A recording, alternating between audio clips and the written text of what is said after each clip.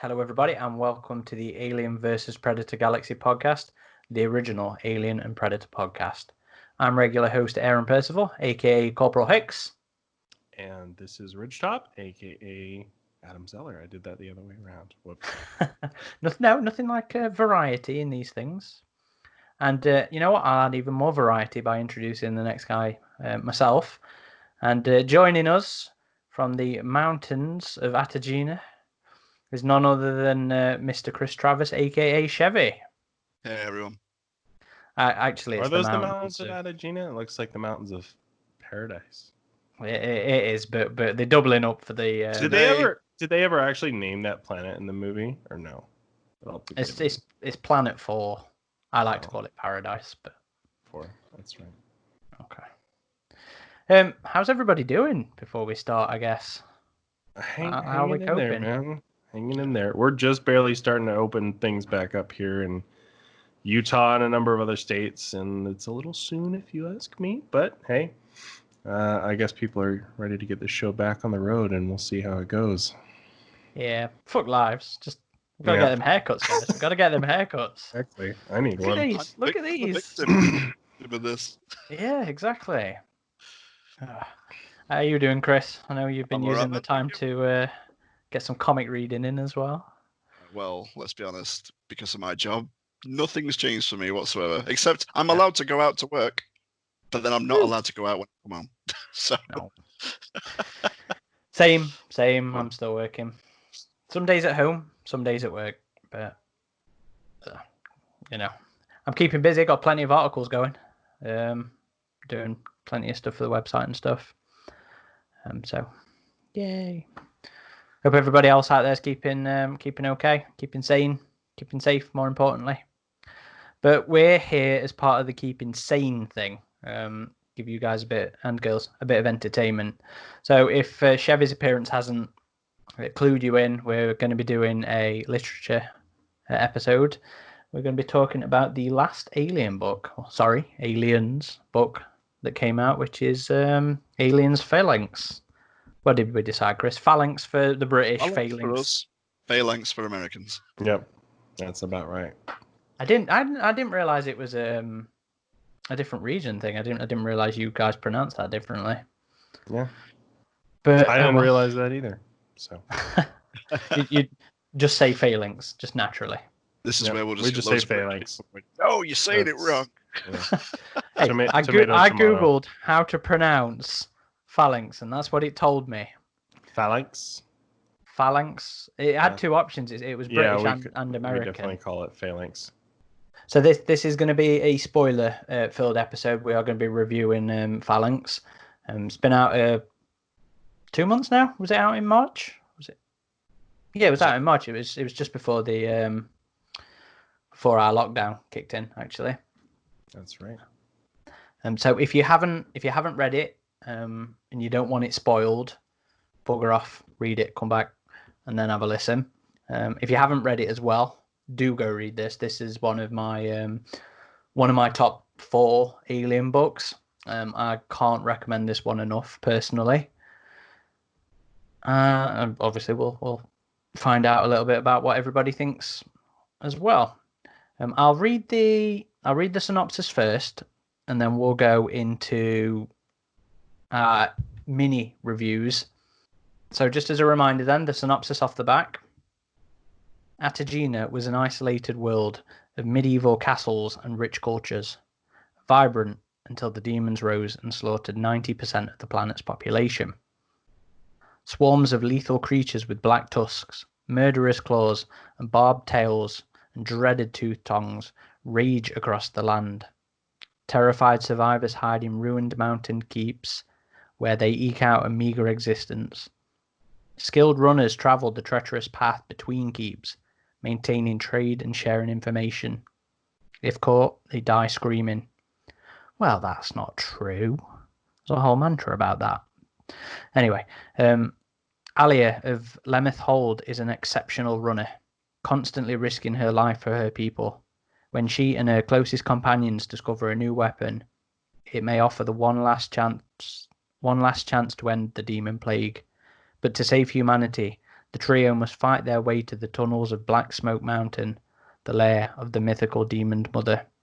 You know what? I very rarely read the synopses after the first one comes out. I didn't realize how much that gave away. That does give quite a lot away, actually. That gave a lot away. Yep. Wow. Pretty much even up to the third act. Yeah. The Black Smoke right up towards the end of the book. Well. So you wrote a review about this already, Aaron. And this is the third book you've given a 10 out of 10 to? Fourth. Yeah, which in my top fours.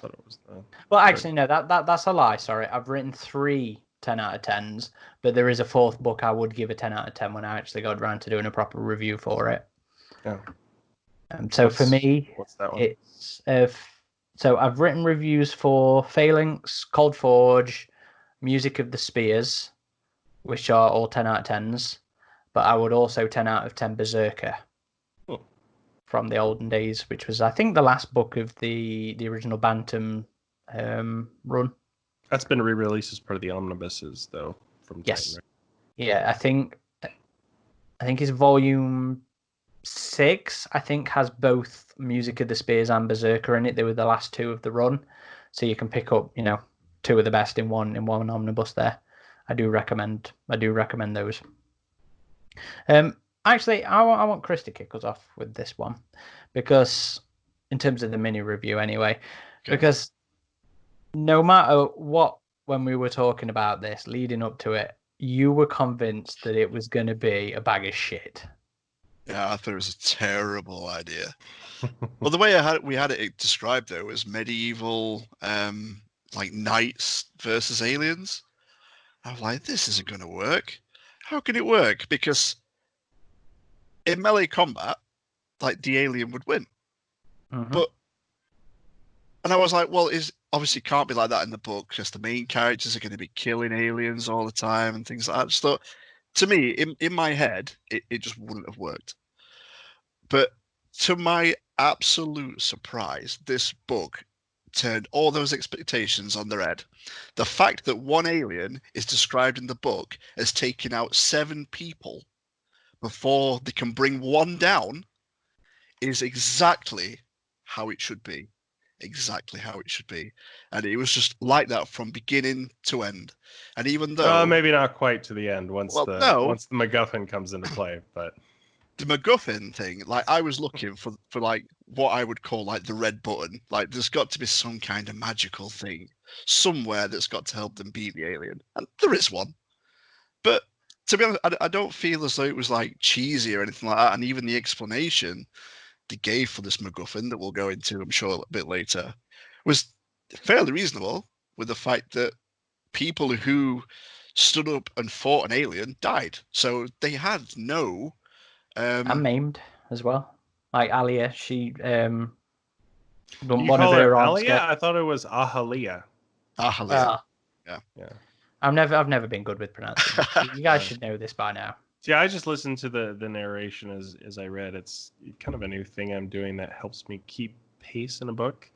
Because I don't know about a lot of our viewers, but I find that if I'm reading something myself, I'll be like, wait, this happened when? And I'll kind of go back and look at something. But I find that if I read the book, typically digitally, on Kindle, and then I'll do the audible narration with it, I can set the pace, I can bump up the speed to almost double speed, and it just helps me consistently. Like, it improves comprehension. And so it's just this new way of reading I've been trying.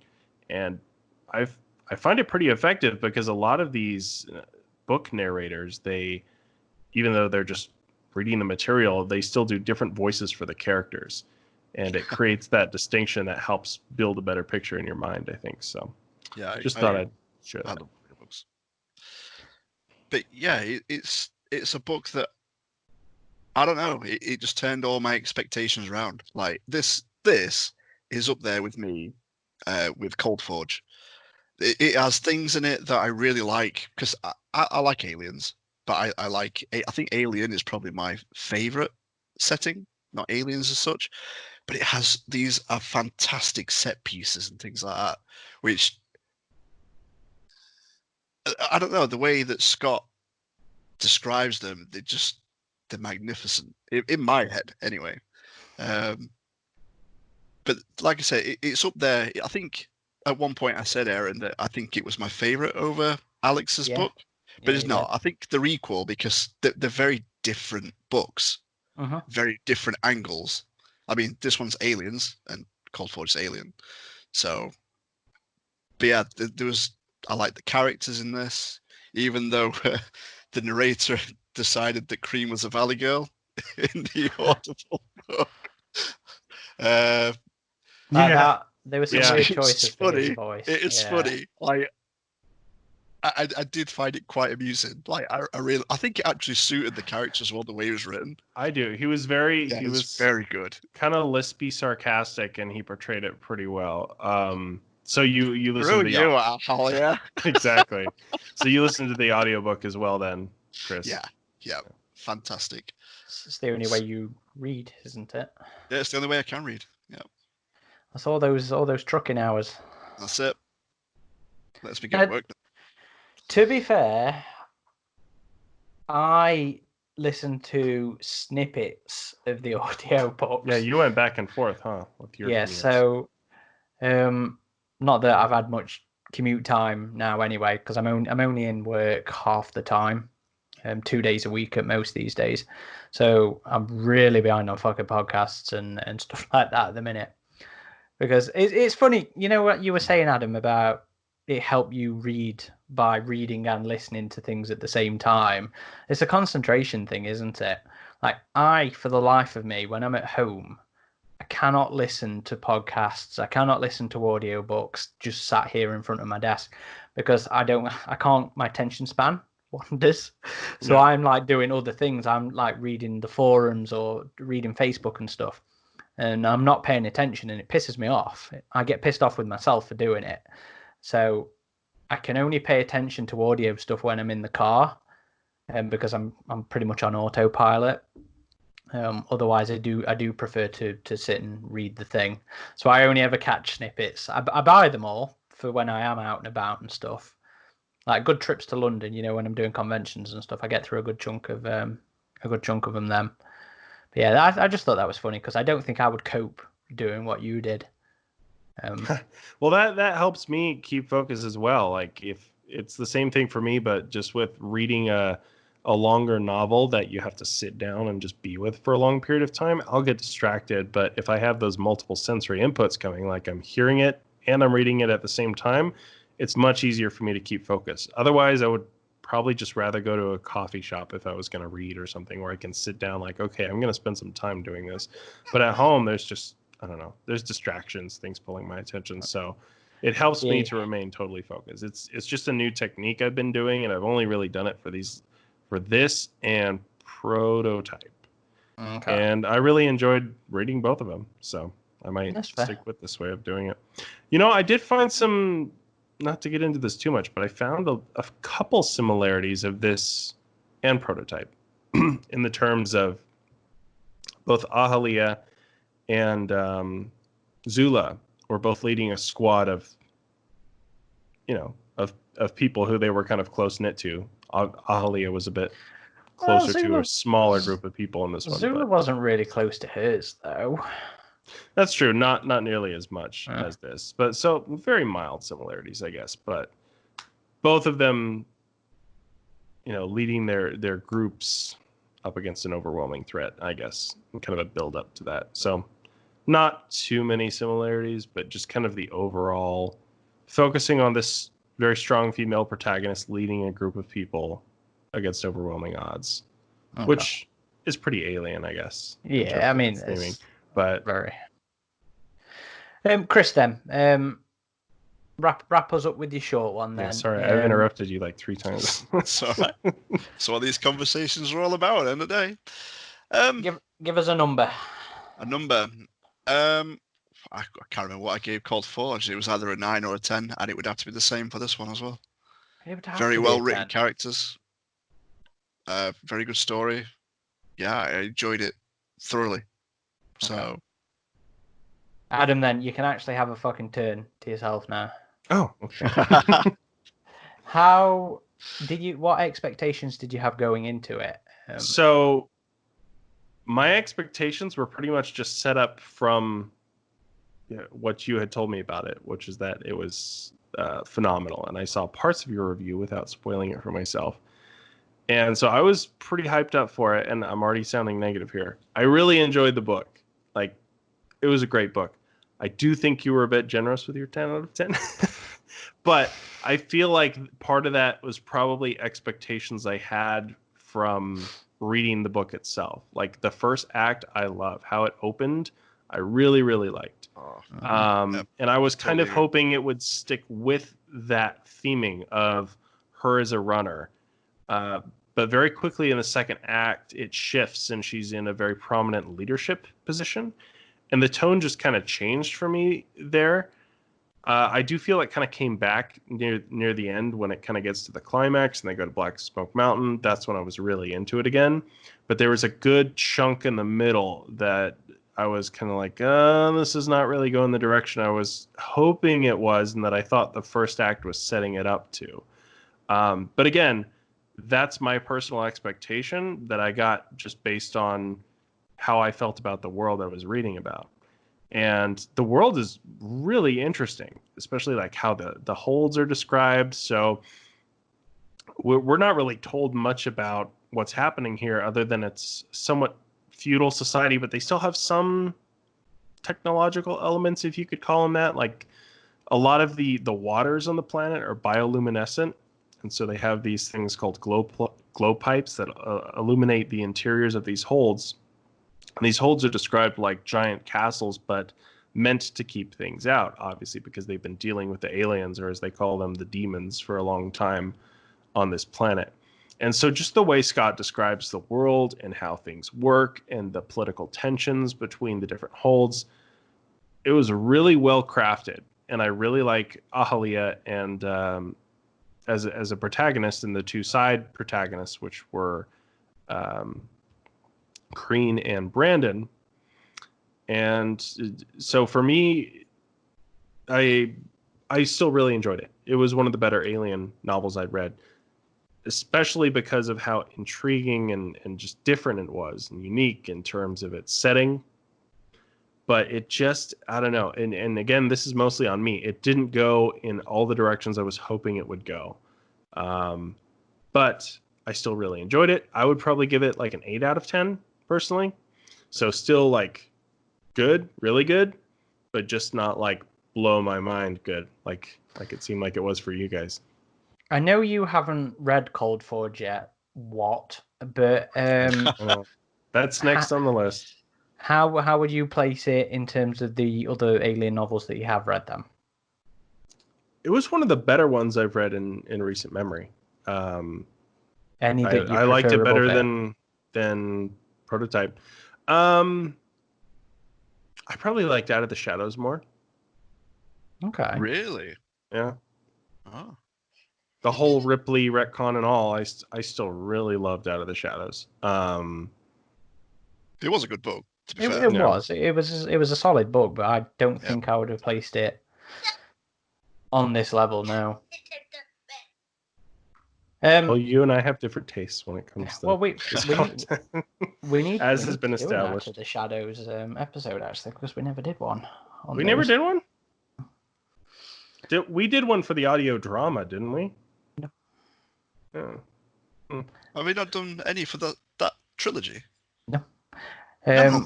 This one would be prime material for an audio drama. I think. Oh God, yeah. Itself I think you would real well. I think we're talking audio dramas. I mean, that's the fattest Alien book that that's been done. I mean, what was it? 500 pages? Yeah, that's the longest book I've read in a while. So just over 500 pages. Most Alien books are normally about 300, 350 kind of length. And that was something. Curious on how big the audiobook is. That's 14 hours and 20 minutes of goodness. 14 hours, Jesus. I would be a little less if you speed it up, though. I don't speed it up. Purist. I would be more than willing to listen to an audio drama on this. I mean, Dirk's been doing a fantastic job on them so far. Unfortunately, we haven't had a responsible new for one. all of them, right? Yes. The 4 that we've had so far. Unfortunately, one hasn't been announced for this year, and there probably won't be one announced. A quiet year compared to last year in terms of new stuff. I mean, we still have a lot of good stuff coming. Well, I mean, we still got a good chunk. I mean, we had this in March. We've got Infiltrator in a lot of this stuff was announced October. last year, though, wasn't it? Oh, you mean in terms of new stuff being announced? Yeah. So right. No, we still have a lot of good stuff coming, but it just seemed like last year the announcents were this and this and this. Like the Alien 3 audio drama with Michael Biehn and Lance Henriksen. Like all the audible audio dramas are so well produced, and so I really, really want more of those. And this book would be awesome for it. Yeah. Just keep adapting all of them. Yeah. Come on, Titan. Cold Forge as well. Get that done. Keep adapting them like they have been doing, but it's not looking likely for this year. But they have announced a new book by Alex White that's due next year into. Oh my god, pronouncing it. Yeah, everyone's gonna have a hard time with that. Yep. So the size of this thing, I was so surprised how fast I flew through it. Yep. It had really quick pacing. Yeah, and it wasn't. I know it didn't feel like it just flew by too fast. It felt like it was flying by just right. You know, I never felt anything less than just perfectly fine pace to it, which I really liked. Because at the end of the day, these things don't have a runtime. You know, they should just be able to go as long as they need to go. And I very much felt like Phalanx did that. I was very happy with it. So I love this. I absolutely loved Phalanx. Top 4 alien novels for me. And I think a good part of why I like it so much is just because of how different it is. That's one of the reasons I love Music of the Spears as well. I really, really appreciate it when they try and do something different with the series. That's still very true to the series. But still very true, but doing something very, very different. I mean, this setup, you know, the medieval setup has been done twice before in the Dark Horse comics. You have Stalker, which ends up being it's a marine telling a tale, but the majority of the tale is set in like the Viking times. And the other one, which I'd completely forgot about this second comic until it was mentioned to me after I'd finished reading Phalanx, which was the one I told you to read, whose name I now can't remember. Alchemy. It was Alchemy.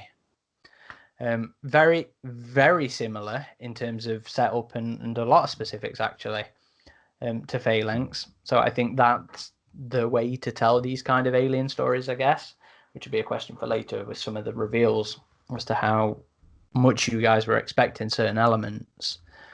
So because it was like the first novel to do this, and it did it so well, is a reason that I really, really enjoyed it. Scott Sigler, we've said Scott, but we haven't actually said the author. You know, it was written by Scott Sigler. He's known for a few sort of sci-fi horror-y kind of things that also ape on aliens a bit. And yeah, I'm not sure how different I can sum up my initial short. And was this his first foray into the Alien franchise, or did he do one for Bug Hunt? He did a short in Bug Hunt, which was again different, and one that really stood out. One from the perspective of the aliens. The aliens, yeah. Dangerous Prey was what it was called.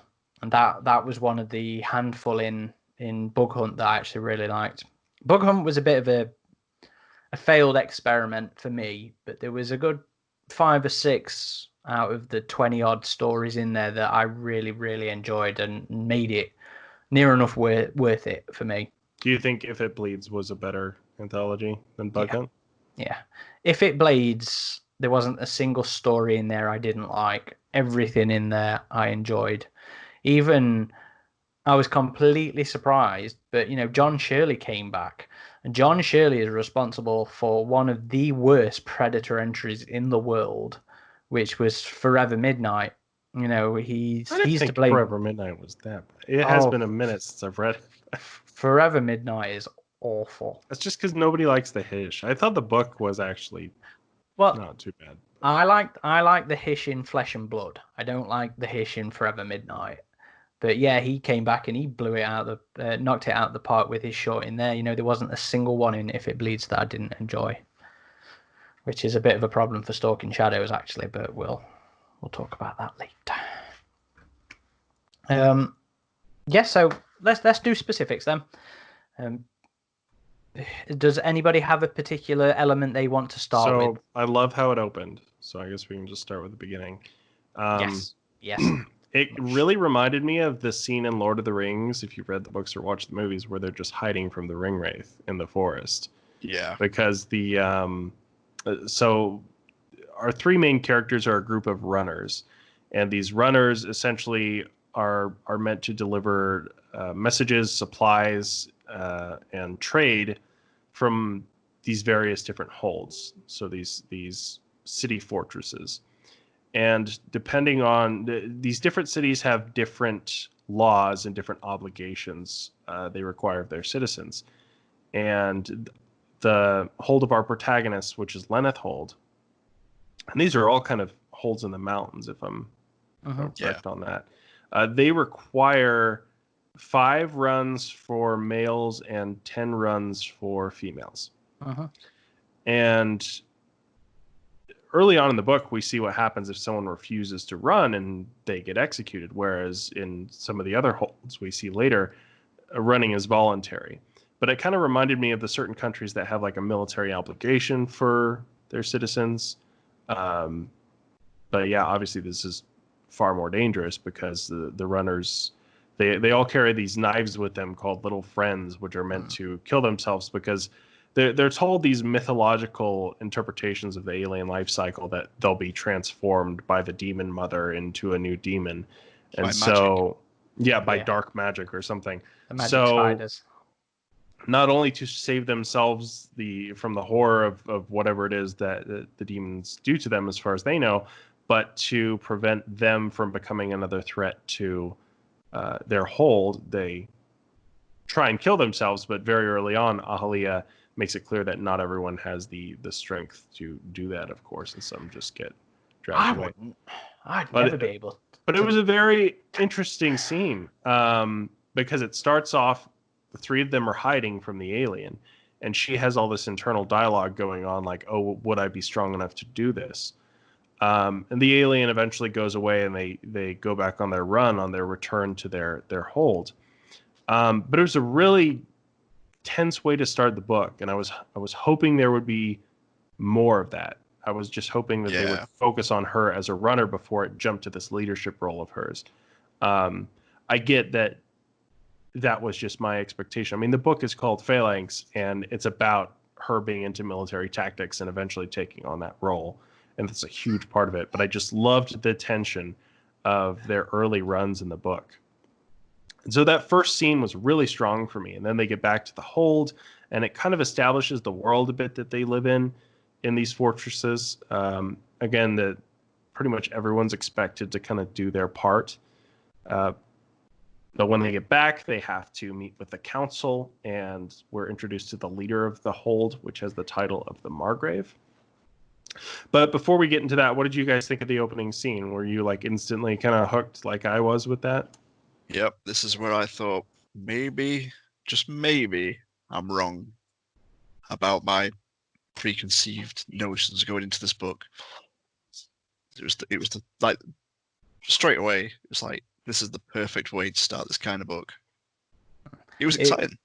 It was so tense as well, and it hit the floor running, which I think is a very important thing with media sort of tie-ins like this, because the people that are reading them know the world to some degree of what it's set in. And I tend to get bored when the characters are playing catch up with us.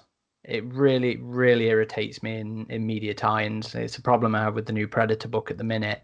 So it hit the floor. It was just straight out the gates. The characters knew what they were dealing with on their own terms, but they knew, what the aliens were and how they functioned, and that's all established straight away in that in that scene in her monologuing while she's going through her mantras and her responsibilities and not allowing herself to be taken and stuff like that.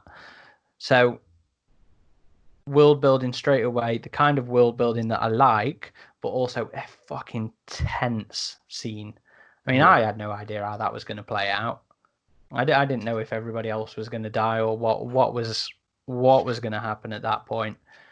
And yeah, I think it set the stage for the rest of the book so really, really well. And the imagery in there as well, from what I remember, was really good. The way Scott described the alien.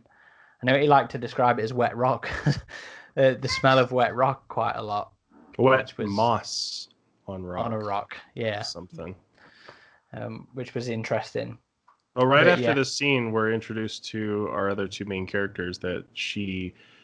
so there's a senior runner that's essentially in charge of all the runners of the hold, but she is kind of like a squad leader, I guess. What's the actual... Is there an actual name for her position at this point? Senior runner, I think. Yeah, senior runner. Well, what do they call the one who's in charge of... I thought that was senior runner. Yeah, that is senior runner. Yeah. Because she's not that at this point. There's someone else. Someone else. Yeah. Oh, she's a crew leader. Crew leader. Yeah.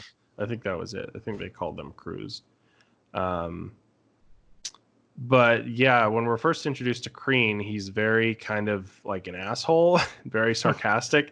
And he's initially, all the way through the book, to be fair. Well, here's the thing. Initially, I thought he was just going to be this bad character that sabotages their chances of survival. And I was like, oh no, we're going to get another Michael from Echo.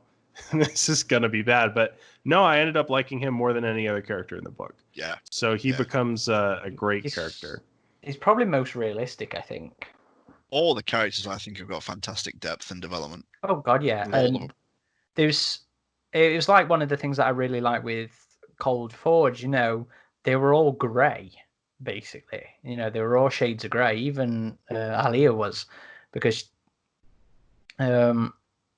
she ends up being a bit of a bitch at times. Yep. And then like her whole thing with Tolio at the end, I was like, not quite expecting how they handled the characters, and they were all quite complex. They all had very differing motivations, but very understandable motivations as well. Brandon and his whole hero, not worship, but desire, I guess, kind of thing.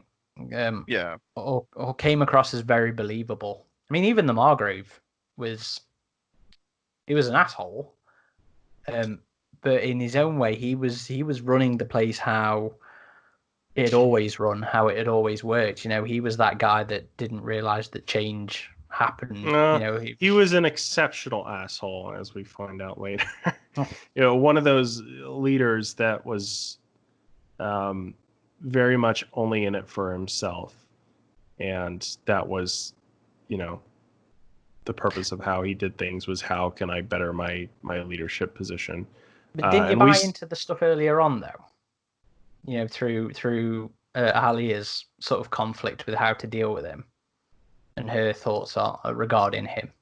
To me, it was only when the Margrave got involved with Ahalia that you start to realise that, maybe there is some kind of corruption. Well, yeah. I mean, now that you mention that, Aaron, there were a couple times initially where I thought, I don't know really what's going on with this Margrave character, especially when he goes to her living quarters and he has the meeting and she wants to be a warrior, but women can't be warriors in their society.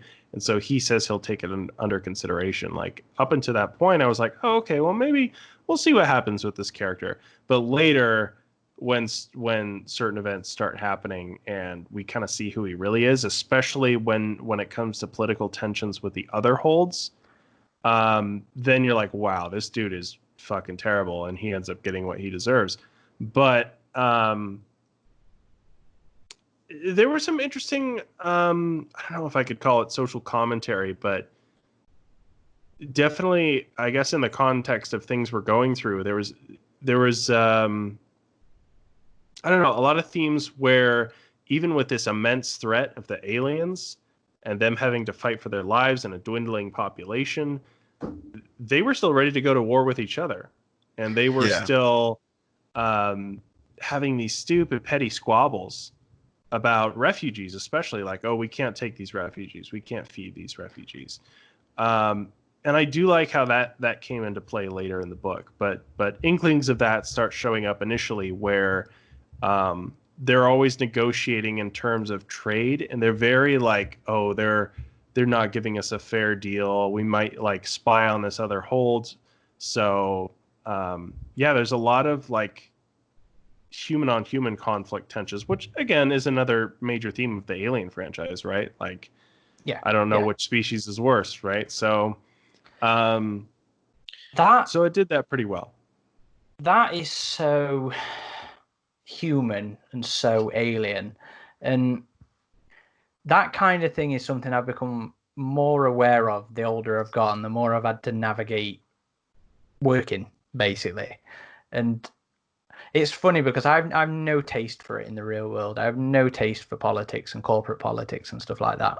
So, you know, in the middle of the book, when they've dealt with their first the first invasion of Labyrinth, and they've dealt with it, and they all sort of stop to recuperate and decide what they're doing. You know, all that jockeying for power in the middle of that, when they, you know, their life over the next 3 days wasn't guaranteed. It really pissed me the fuck off.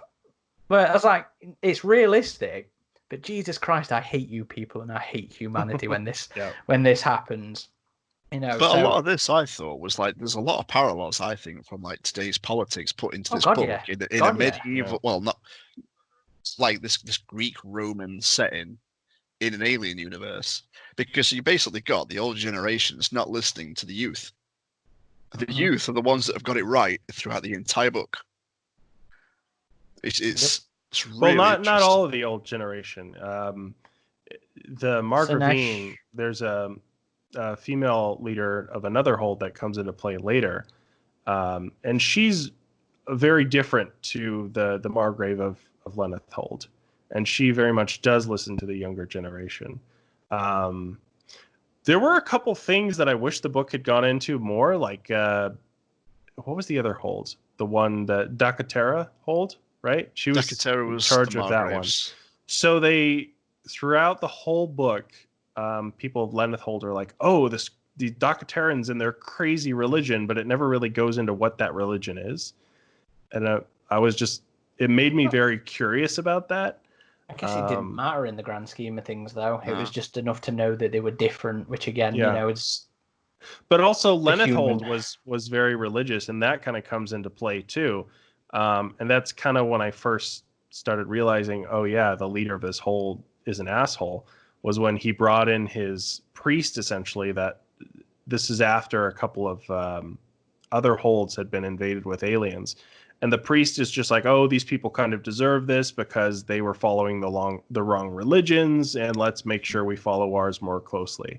And Ahalia makes that note as well, like, oh yeah, he's just using this for power. And Kreen kind of points that out to her.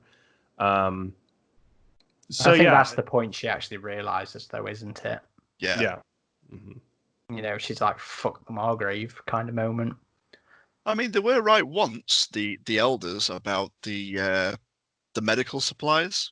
They had actually held back medical supplies. Yes. It kind of plays like because Ahalia is only 19, you could say perhaps she's a bit naive doing these trade runs and things like that. Like, she believes what she's told. So there are some aspects where the Margrave and his council are actually right in what they're saying. But you've also got this barrier where they don't listen to the youth. The youth think they're right, so, you know, there's no proper forms of communication. But the other thing that I really liked, I don't know about you guys, is when, because they're saying that she can't be a warrior because she's a woman. But the reason being is actually quite good, because she cannot hold a shield in a Phalanx. So without being able to hold the shield and the spear together, that's what they're saying to you. Without that person, the person to your left of you dies. The person to your right dies. Phalanx is only as strong as the person next to you. Something like that, isn't it? Yeah. Like she is not physically strong enough to do it. She was even saying in some of her internal dialogue that there's other military positions that she could have, because she just wanted to be a warrior, and I didn't know if all of those were typically part of the Phalanx. So, from the impression I got was that there were no other roles. You know, no, you were a Phalanx fans first, and then if you couldn't do anything else, you were an archer. Dakatera, because they had women warriors. Yeah, but that was a different society. That's the thing, right? Isn't it? You know, Lemeth was the one that was this sexist kind of. Yeah, that's it. They were the ones that seriously had some equality issues. Yeah. Even though, you know, she tried, but she couldn't hold the shield. You know. Yeah, she tried. Yeah. Couldn't do it. It was interesting because there were a lot of elements like that. You know, it's one of the things I was saying about, you know, the Margrave early on. I'm not being quite so sure what was right or wrong in those situations. Yeah. But it took her to come along and say, you know, I can tell these guys what to fucking do because I got a brain. You know, where it sort of questions the situation and the setup of their military kind of thing. I agree with you, Chris. You know, there's lots of nothing's truly black or white in Phalanx. No, that's I don't right. think. No. And again, that's another one of the reasons I like it, and it was one of the things I liked in Cold Forge. Yep, me too. Eventually, I think the Margrave is pretty black in terms of how it eventually gets there when the revolution, I suppose, comes. You know, when the world of AvPGalaxy changes for the better. Mm-hmm. You know, when the situations change and the leadership changes and stuff like that. I did really like Kreen. I go back to what you were saying. You know, he does very much come across as an asshole, but I'm very sympathetic asshole because I can completely understand where he's coming from. You know, I wouldn't want to fucking be out there running. I wouldn't have the strength to slit my neck. I mean, these runs, they're literally saying it takes days to get from hold to hold. Mm-hmm. And they can't light fires. They have to sleep in burrows that other animals make, or sleep in bushes. Like, it's horrendous. Baking in your own sweat and BO and stuff like that as well. Yeah, they make a lot of comments about how each other smell, don't they? Yeah. Oh, because in that entry, she actually says, I hope like the wind doesn't change direction because the alien might be able to smell her. And it's like, oh, that's how like serious this book's going to go. Okay. It's awesome. I mean, even though he was a genuine arse at times, I think a lot of it came from his genuine fear of the world that he was living in. Yeah, I think it was a self-defense mechanism.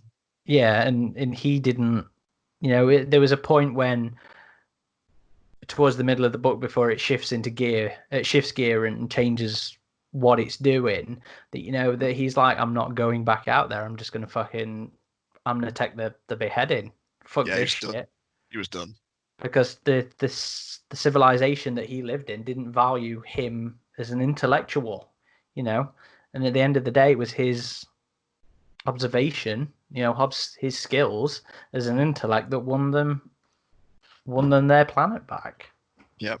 Island back, I guess, because it was mostly set on an island, wasn't it, rather than a big ass landmass. It was interesting how they focused on this military training when they hadn't really had a significant battle with the other holds for a while. I mean, they talked a lot of these older battles, and there's this persistent threat of these other humans on this world that they just refer to as the Northerners, but the book never really goes into them too much, and they do end up showing up at the end. But we only know them as this other military force that was, I guess you could almost maybe think of them as the Vikings or something like that just came from another part of the planet that threatened these people a while ago. But then on the grand scheme of things, it was, 50 years that the aliens had been active? 60 years, something like that? Yeah. So It was rising. So it's pretty short term in terms of human memory. Ah, look at her. For people listening, Adam pulled up the cat. Well, the cat really just ran in front of me, and I kind of wish we'd had Clara on the show actually for this question, because, well, the question. Did she tell you how she liked it overall? Did she like as much as you guys did? Yeah, Clara really enjoyed Phalanx, didn't she? I'm sure she said she has. Sure. Ahalia, then. She had a hell of a lot going on with her throughout this book. And it was really interesting to see how her mentality changed throughout, It was an obligation to run. She had to do this, but then what were her options afterwards? Did she want those options? No, maybe she'll keep going and running because that was her contribution to the hold if she couldn't do what she wanted to do, which was be a runner. And then how that all worked in on the I guess not nuclear family of Atagena, but their traditional family structure and stuff like that. Yeah, there was a lot of pressure on her when she was finished to settle down, even from her boyfriend who just wanted to start a family with her, because that was a way that women could get out of running, is if they became pregnant. But family was not really on her mind at the time, and so that was kind of an interesting. That was why I was kind of interested in a woman's point of view for how it ended up, because I am not sure how I feel about her having kids at the end of this. Yeah, me neither. I was kind of hoping she would just because eventually she does settle down with her boyfriend, because he very much tells her that he loves her, but she doesn't really repeat it back to him until the end of the book, and that's kind of this ongoing thing. And so. But I don't know. I kind of liked the idea of he was her boyfriend, and that was it. But don't you think he came across as a bit of a pushy jerk early on, though? Early on, yeah, but she mentions that, and then he acts differently towards her as well. So I guess it does make sense.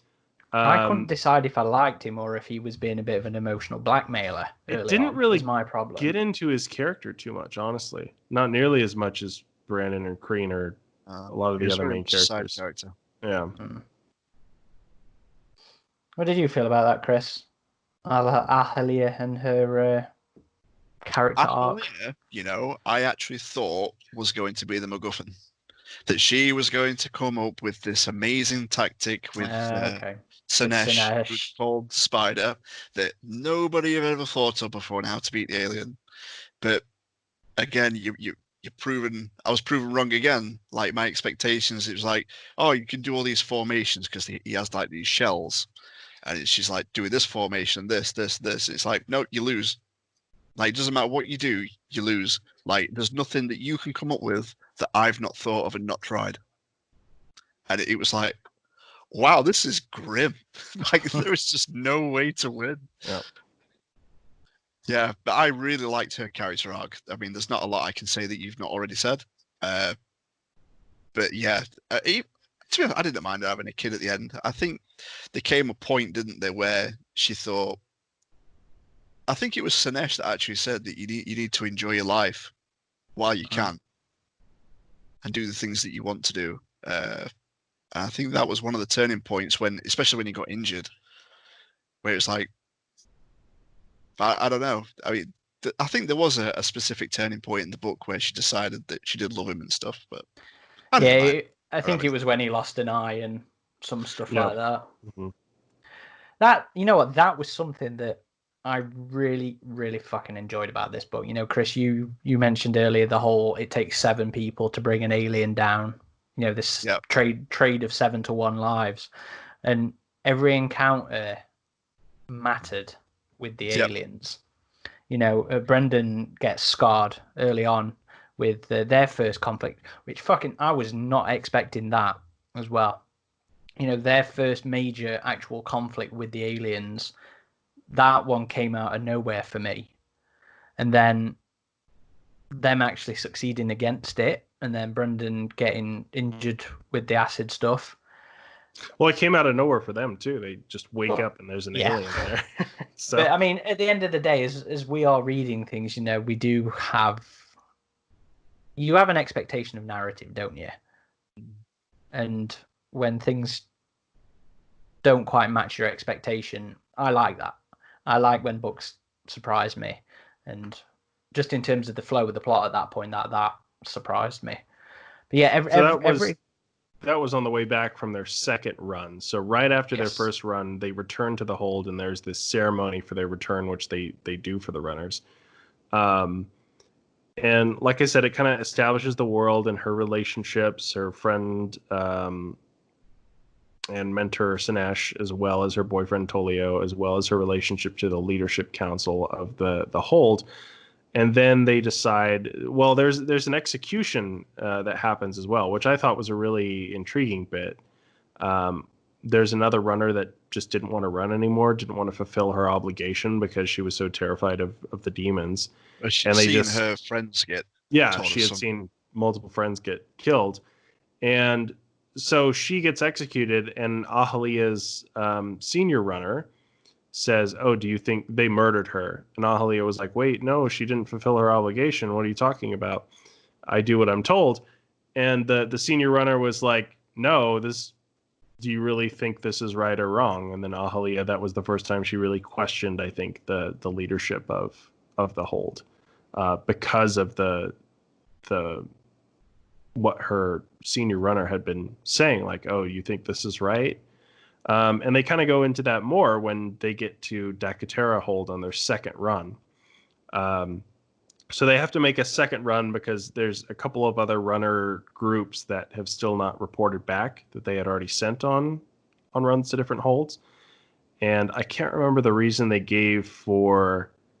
It was politics, weren't it? They wanted there was to get one a fruit more group to trade to a different hold for more of their stuff. They were trying to monopolize something or artificially inflate the price of some fruit, I think. But they had one more runner group that they could have sent, but somehow it was best that Ahalia and Brandon and Crean went, right? Yeah, that was the senior runner that came back, and it was a case of, no, Ahalia needs to prove herself. Like, she can do it. She needs to take up this challenge to become, more qualified. Like, then we can start trusting her with more stuff. But we should also mention as well that the runners are becoming more and more rare, like you said, because they've been not been reporting back. They've obviously been getting caught out because the aliens have been coming out in the daytime. Yeah. And she tries to bring that up to the council, and this goes to the whole, like, not listening to the youth thing, which is funny because the Margrave is like, "Oh, you think you're young and you've seen something that we old people are blind to." And then the book is like, that's exactly what she thought. She's like, "No, of course not, Margrave." Yep. But so they run to Dakatera, and it shows kind of the contrast of the culture between Dakatera and Lenneth, which I liked. And again, Dakatera was run by a female Margravine, and the Margravine meets with Ahalia in terms of the trade, and the Margrave of her hold, Lenneth hold, warns Ahalia, like, "Oh, this is a sneaky lady, and you got to be careful about her." But she just kind of has genuine conversations with Ahalia, and eventually offers her, like, "Hey, I want you to come to this hold and be, my warrior or my senior runner, because you can be a warrior here if you want to." So that was an interesting offer, and I'm losing my train of thought here, but I do think it established that the Margravine was a much more open-minded leader than the Margrave. So that was another part of Ahalia's development, I thought, where she was presented with an option of a totally different hold. It was interesting as well that it implied some movement between holds on a social level. I was just about to say that. The book goes into, like, especially when the runners come back, people are very anxious to get letters from their family. So due to either romantic reasons, they find a partner in a different hold. People will sometimes move between the holds, but at the same time, different holds have different rules and obligations. So I thought moving now was stressful. Could you fucking imagine making that run just for a new Right. Yeah, taking all your postcode belongings, changed. going Yeah, 3 days across with some aliens chasing you. Jesus. No, Ridiculous. leave the frying pans. Just leave them. Too noisy. But anyway, we were before all that. We were talking about their first fight with an alien. This was on their way back from Dakotera. They wake up. There's an alien, and Kreen is found and getting taken by the alien. And this is where Ahalia was like thinking, "Oh, we was we going to just let him them go. get taken because that's what we're taught. We stay silent." I think you've skipped like the whole going from Dakotera to the other hole. No, it that- hasn't. That's You after. sure? I'm sure that's Wasn't after. that after? Because Yeah, I that's thought- last. No. You're right. They go from Dakotera to Oh yeah, what's it because called? they go. I go don't to know the get name of because the this is hold. where the book moss really changes and tone. mold.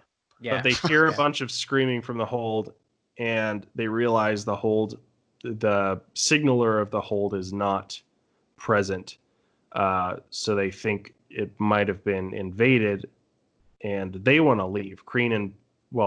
Mainly just Kreen wants to go. He's like, it's too dangerous. We can't do this. But she's like, no, our people need this medicine because a lot of them are sick right now with this illness. Yeah. So they go into this hold, and I love this scene so much. How the hold is all dark and there's like death everywhere. So good, and it echoes back to the tension of the first, the first chapter.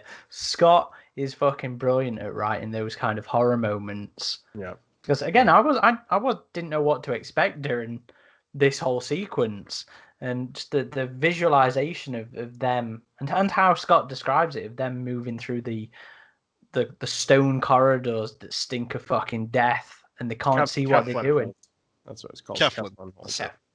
I do think that Scott is on par with Tim Leben for being able to describe his environments and what his characters are actually walking through. Like they are both on par for me for that. Fantastic. You could just visualize it and so well. So at this point, as you said before, Aaron, they find the medicine, which I guess is like a powder from harvested mushrooms or something like that. That's processed into a powder. But they find out they've been holding out on them, just like the Margrave had suspected. And they fill their backpacks to the brim with all the medicine, because I guess the only people who know how to process the mushrooms are... Well, it only grows there as well, I think, was the was an issue that they spoke about for a lot of their trading. So like certain fruits and certain flowers or whatever were abundant in certain holds. They talked, I think very early on, they talked about in Labyrinth, they grew a specific flower that was so abundant there that it was wasted. It was used as confetti to celebrate the runner's successful returns. But there were holds like all the way across the lake or whatever where it wouldn't grow at all, and it was precious shit. That I forget what that was a cure for, but there was some sort of illness. In-bed flowers, they were. In-bed flowers, yeah. Wasn't it Forgetter syndrome? Yeah. Was it Forgetter syndrome? I think so. Yeah, that's it. That was one of the illnesses they described. But so they fill their packs to the brim, and it's clear that this is really going to weigh them down on their journey back. And the book really goes into detail about their struggles just carrying all this medicine. And since aliens kind of chased them into the hold, and the holds have these big stone doors, and they barely closed it to keep the ones that were chasing them out, they had to find another way out of Keflin hold, and they do so by climbing all the way up this tower and then hiking down the mountain, or like a rock climbing. Tower. Yeah. So that was a really tense scene as well. And then we kind of get back to where we're talking about, where they fight the first alien on their way back. And this is 250 pages into the book as well? Yeah.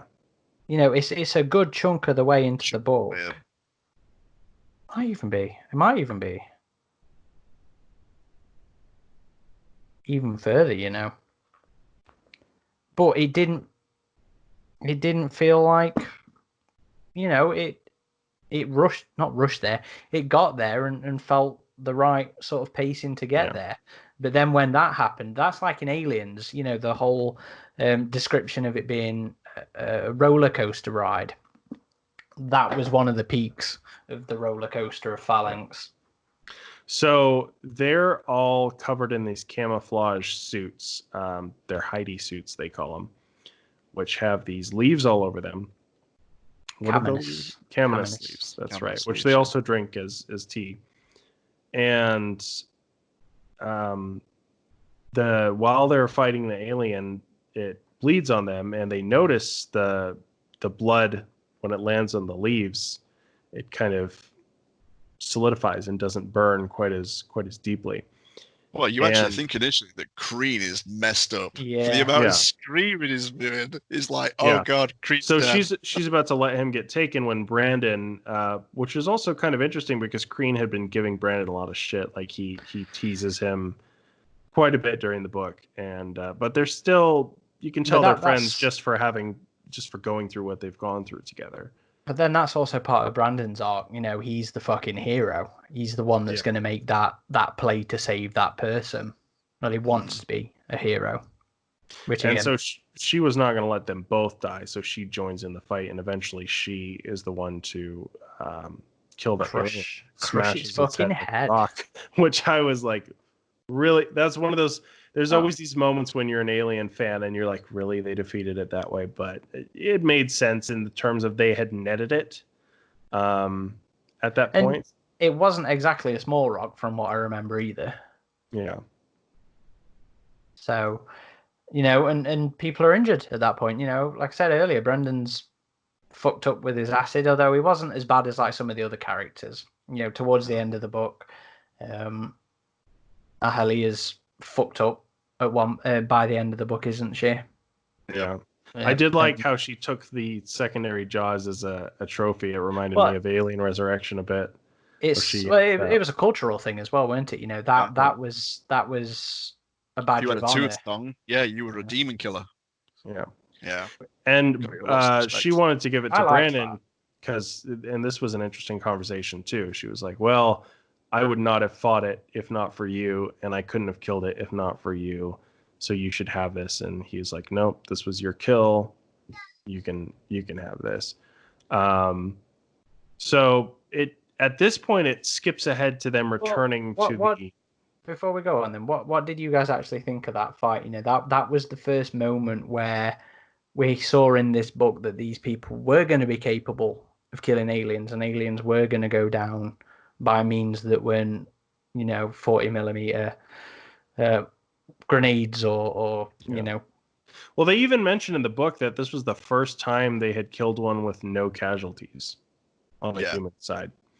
And it was quite lucky as well. I think, didn't Brandon spear it in like the leg, which knocked it over, which allowed the net to go on. It was like the perfect. Sinesh said that too. He was like, "You were very lucky." Yeah. When she eventually gets back to the hold. But were you at that point like, yeah, I'm buying this. This is working? For the most part, I was still like, she smashed the alien with a rock. Come on, but you can get lucky once. Yeah, you can get lucky once, but later in the book, when they're kind of killing aliens left and right because of the MacGuffin that we'll get into, that's when I was like, even when they're killing it, it's still a point of, look, this isn't a magic bullet per se. You know, they are still struggling against you until the poison works. You know, people are still being injured and being killed.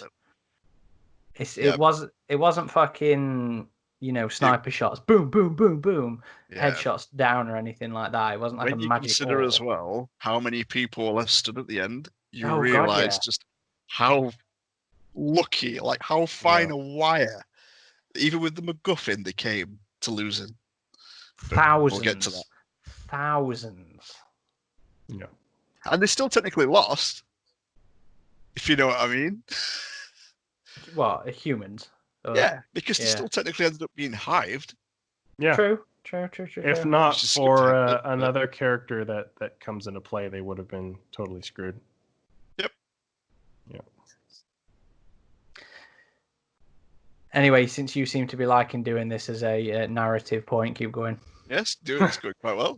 All right. So they get back to their hold, and instead of being celebrated this time, people are just kind of in awe because she's wearing the tooth tongue as a necklace. And Brandon's mother is pretty sick, so he goes to see her immediately, but the council wants to see Ahali and Kreen right away. And at this point, she pretty much describes that hold had fallen. And I think the council tells them of refugees that had gone to Dakotera at this point, and that Dakotera wouldn't be able to take all the refugees, and some might be coming to Lenneth. Yeah, because they had signal towers, didn't they? And they could talk to each other with Morse code. Again, reminded me of Lord of the Rings with the whole, light the signals on the mountains and stuff.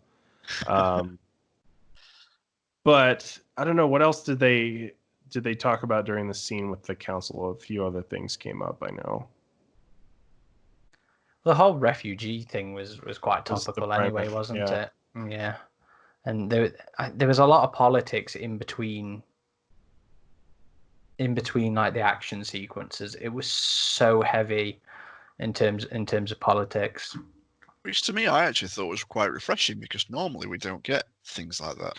Oh, this is where they first bring up to the council the caminus leaves as well. And Kreen, they set him up with a lab in one of the lower chambers of the hold. Yeah, so as a potential weapon against the aliens. This was the first time that anything had really happened. A significant discovery that could have helped them against the aliens, which is interesting. I mean, I suppose that's the next big thing to really come up. And let's talk about the MacGuffin. Let's talk about these caminus leaves now then. So yeah, there's a leaf which, ironically enough, the runners have been using to hide from the aliens for a long time. And even Ahalia kind of makes the point, like, how could we have just now realized this? We've been using these leaves for so long. But the leaves neutralize the acid, and later we find out that they're actually poisonous to the alien. And so Kreen in his lab kind of develops initially it's a paste, and then they call it a goop. So it's bush jizz. Yeah, right. One of his names for it that the Margrave isn't too keen on. And then so he has to make a brew, essentially, that they dip their weapons in, and it clots the alien blood.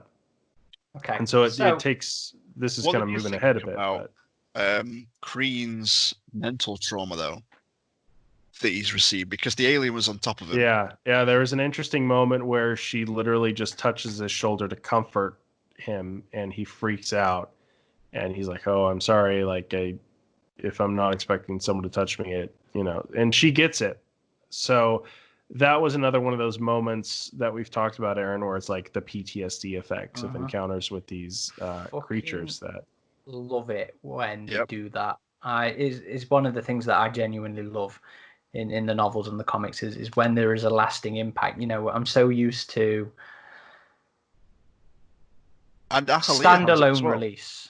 Yeah, she does. Yep. And even Brandon carries his own trauma. They are all affected by their experiences out on the surface and by the aliens. The aliens' presence has shaped their entire culture, which is fascinating. It's in its own right as well. It shaped their religion to an extent. It shaped the way they did things, the lives they lived. This whole mentality of everybody needs to be useful. Everybody has to be doing something that contributes to the longevity of their homes. It was really interesting. Really interesting. And very thought-provoking. I think a lot of the book was very thought-provoking, because I was often thinking of trying to put myself in their shoes. How would I have reacted in some of their situations? How would I feel about this, this existence? It's a scary one. Certainly a scary one. It's so, like, very different conversation, but I think for the Alien RPG, it would be interesting to have you guys play as runners on that type of... That would make for a great scenario, yeah. And I just love how even the castles they live in are built to keep noise from going out. And there's a number of times where people are celebrating, and you can hear or you can see Ahlia's internal dialogue that's like, oh, we're being too loud. So to always be worried about making too much noise, like they have the mantra, silence is strength, that they might get taken if they get heard. It was kind of interesting. I still haven't seen that movie, A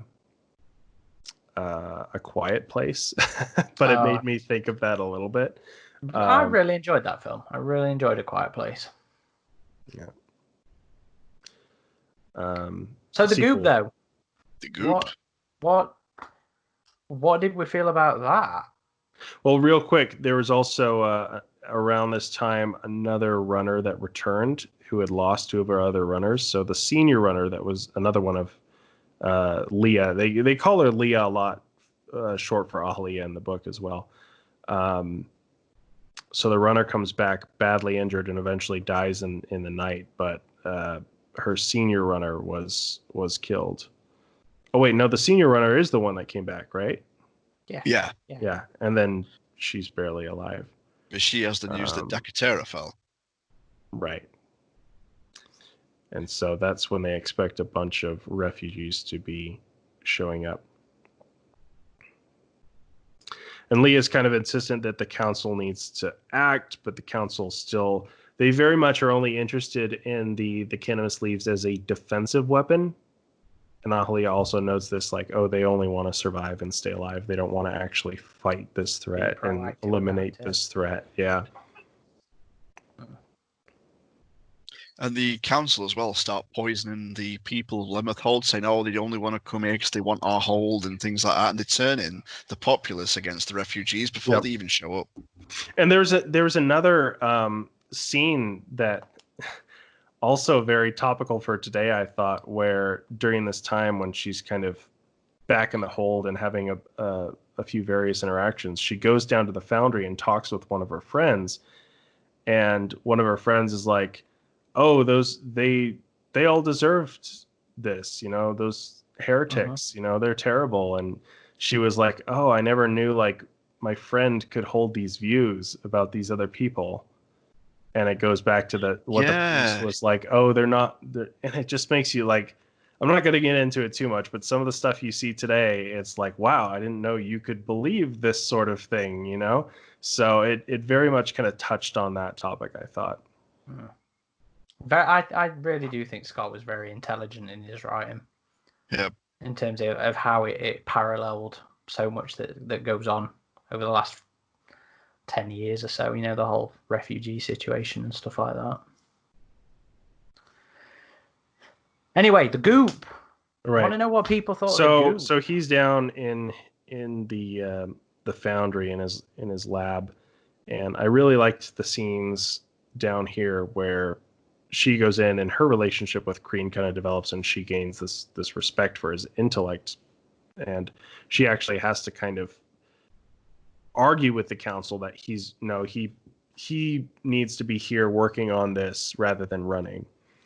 And there's another scene that I really liked where they're all kind of drinking together, which comes up shortly. But she also has a bit of a falling out with Brandon at this point. They have some tension because he becomes a warrior, which is what she wanted. And it's before he's even finished his obligation as well. Yeah. He gets to skip. Yeah, and he's been roughing up refugees, which didn't help. Yeah. So that was another scene that happens. The refugees do eventually show up, and Brandon and Ahlia are kind of helping them in, but the leadership is very much like, no, these people are going in this room, everyone else out. And also it was interesting to see there's a doctor of the hold who was very much like, no, I just need to help these people. But of course the leadership was like, no, we need to secure these people. And it was very much the tension, again, very topical, I think, in terms of how someone from a medical background who mainly is concerned with helping people goes up against someone with a political background who is trying to make leadership decisions. So that was interesting. And this is when, again, moving forward, she has kind of fights with Brandon, but Brandon was actually in the process of trying to tell her, what did he? He was trying to get information about how Dakatera fell. Yeah. He was doing what she asked, basically. Yeah. But it just took him some time to do it. About how the aliens infiltrated it, right? Yeah, that's it. How they broke in. Yeah. So, and I don't remember how. Voodiverts. Oh, that's right. That's right. So aliens. So yeah, there is DNA reflex in the book. And I do, just like Echo, I do like it when it goes into the planet's native fauna, and I guess flora as well in this case. And there are these like tunneling creatures called Voodiverts, and they eventually we do see Voodivert aliens show up, and they are smaller, and they actually use the Voodivert's digging ability with their shovel-like claws. So I thought that was pretty cool. I always used to start articles about how the DNA reflex isn't a very often used aspect to the aliens, and now all the books now are doing it. They're doing it more and more. All of them are doing it now, and it also it describes some aliens as having dome heads and some as having smooth heads, right? Or sorry, dome heads and then ridged heads. Yeah, it does. It points that out, and it even brings up the Praetorians as well. It does. The very end. Praetorians show up near the end. Although they don't really. It's not like they knew to call it anything like that. They were just bigger guards of the Queen. Yeah. So, Kreen is doing these experiments, and he's a very habitual tea drinker, which I also thought was fun. You got to have your character quirks. Yeah. But eventually Brandon shows up to meet them, and you could tell he's really distraught. And kind of when this happened, I knew what he was going to be distraught about. So since he took his new warrior role, they've been really roughing up the refugees, and more refugees showed up, which the castle essentially was instructed to turn them away. And they were like, well, we have nowhere to go. We're not going to make the journey to this other hold because the aliens are right on our tail. And so the warriors just use force, essentially. And it doesn't go into that too much exactly what happened, but I'm sure they had to kill some probably to drive them away. And you could tell Brandon is really shocked about what happened. And this is where they all just kind of drink and come together as a group. And they're like, we have to kind of take charge here and what we're going to do. Because this plays into his as well, wanting to be a hero, not a murderer of innocent people. And so I guess he heard the rumor that had somehow gone around. It doesn't really explain how, but that Kreen and Ahalia wanted an alien to experiment on. And the leadership was like, no, we can't send anyone out to do that. We need our runners. Again, they were more concerned with surviving. So they eventually sneak out of the hold to hunt an alien and test the poisoned weaponry on it. And they go out as a group together. And again, this is a really cool part of the book where it really shows the camaraderie that's developed between these three, I think. But what about the concept? Not want to go out. Of the leaves? Itself. Yeah. Some natural thing being able to poison them. Because I was torn about exactly new. I was torn about it because, again, you have to think the aliens' physiology is just so tough. And to just have this random plant or leaf that would be completely lethal to them in more ways than one that come up eventually as well. But I could buy it. It's an alien planet with. Do you have the same reservations about the black mold in Labyrinth? It's been so long since I've read Labyrinth. You fucking sacrilegious motherfucker. I know. Labyrinth is one of the best alien comics. So that's the one with the doctor in the hive, right? Yes. Yeah. It's been so long since I read Labyrinth. Fucking useful people for conversation there, aren't you? No, so I was not expecting the black goo. Not black goo, that's a different thing. The caminus leaves. I did not see that poison coming along at all. But then when it happened, I was like, this doesn't feel alien to me in terms of it didn't feel out of place. Labyrinth is a notable comic that also does something similar. It's a local mold in that I suppose it does what the caminus leaves do eventually. It retards the alien's growth. their ability to gestate and stuff like that.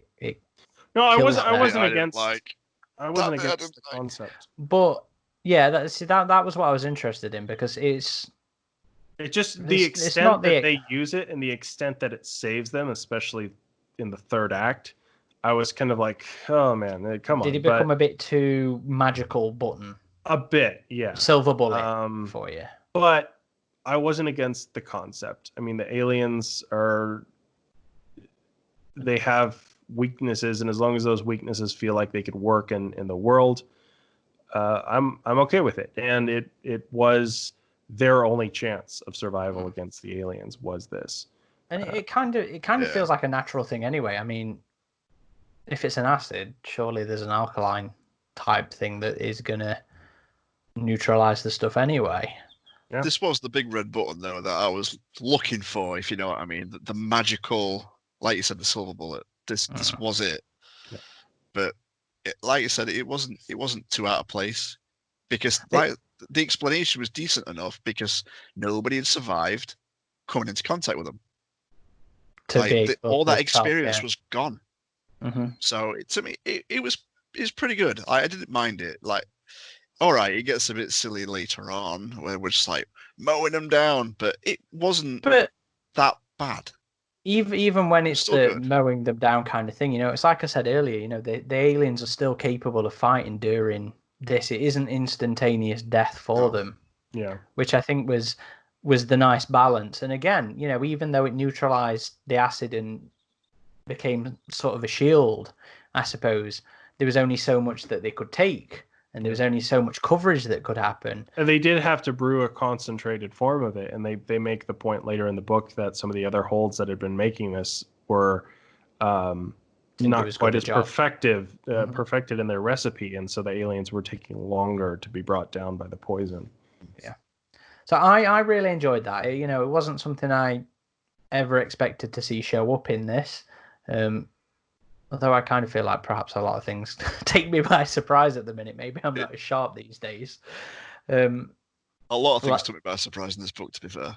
But yeah, that was one of the things that I really liked in this, to see something that echoed back to Labyrinth, because like I said, that's one of my favorite comics, so I really appreciated that. Although let's skip to the end. Let's talk about it. Well, wait. We have to. You're gonna skip the massive battle? No, I mean skip to the end, as in terms of while we're on the topic of the leaves. Well, first of all, they sneak out, and then they manage to find an alien. I think they just yell, and one shows up pretty much. They cause a ruckus. Right. Yeah. And so they discover it can kill an alien, and then they make their way back to Labyrinth to report their findings. And after Kreen urinates on it. Right. He has to do that. Then he goes, you smell of urine. He goes, yeah, I should have thought about that before I pissed on it. I enjoyed that. But this is essentially where their hold gets infiltrated, is on their way back. And she finds out that the way it was infiltrated were these Voodivert aliens that were tunneling in for the other aliens.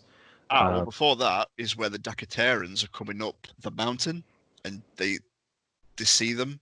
And this is where Ahalia takes command of the Dacateran soldiers. And the Margravine is there, and Ahalia's like, don't worry, we'll get you to our hold. And she's like, oh, I don't know about that. Your Margrave told us to stay away, but this is the only place we can go.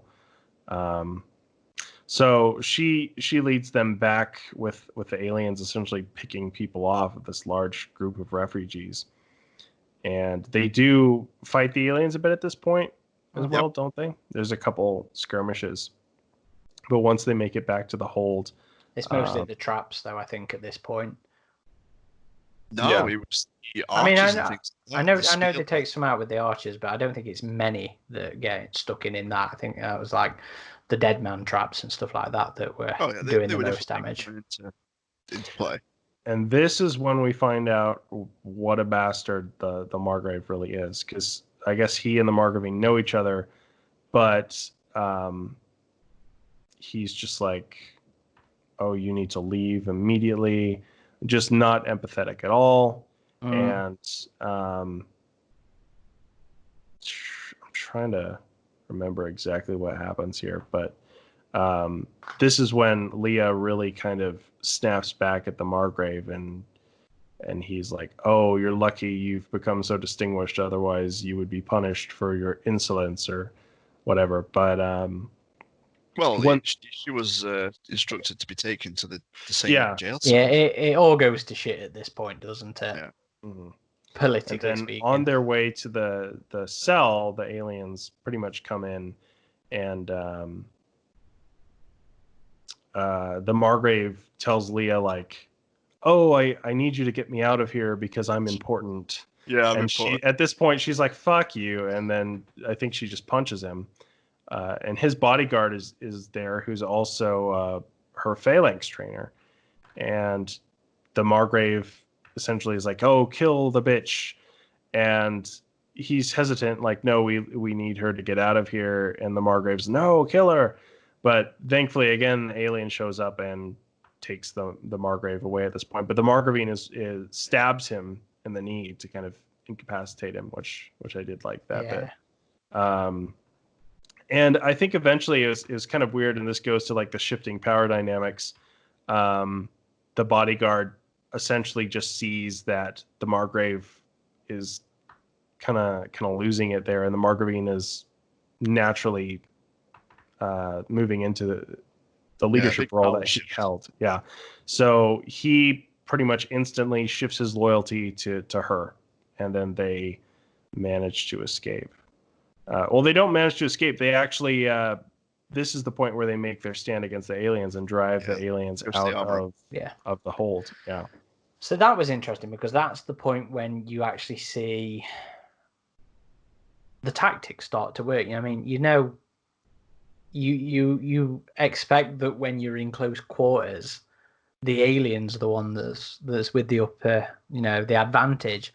So I thought that was really interesting in how they turned it. It was a roaming shield formation pushing them through. It was the Phalanx working, because that was the problem that Sinesh and Leah had during like all the tactical, the chess games and stuff like that. It's like, oh, I'll make some phalanxes. Couldn't flank it because you had the shields and the spears at the back and the shields and the spears at the front. So the only way for the alien to get to the people was through the spears.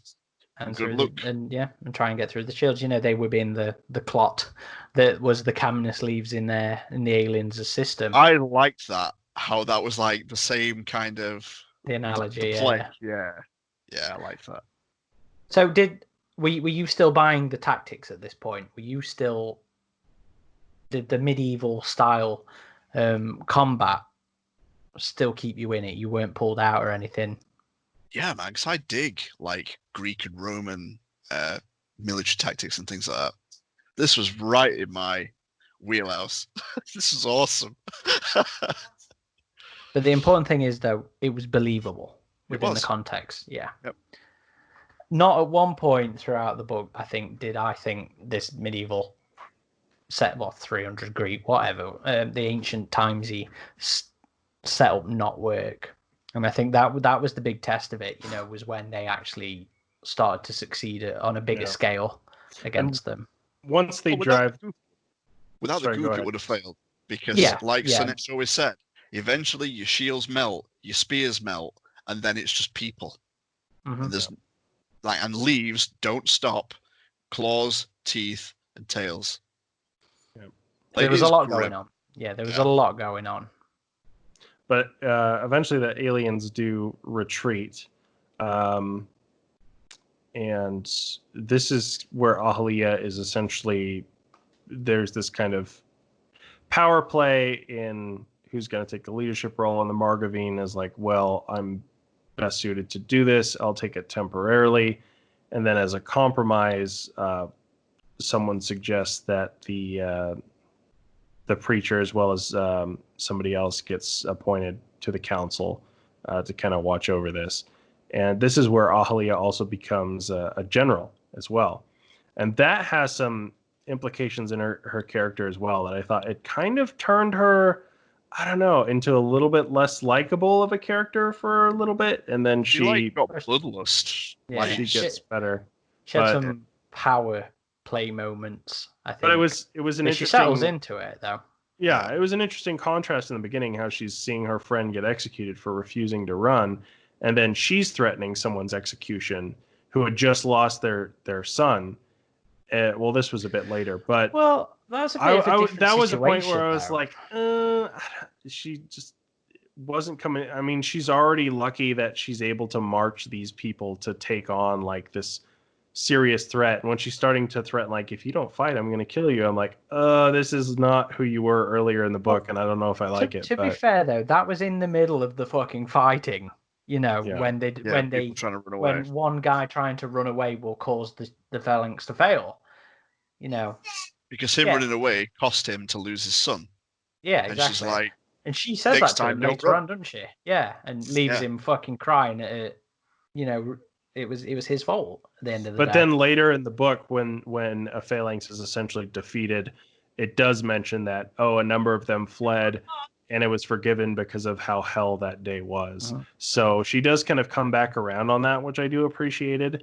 But that was a moment that I thought was a little harsh for her character personally. But again, it's understandable. But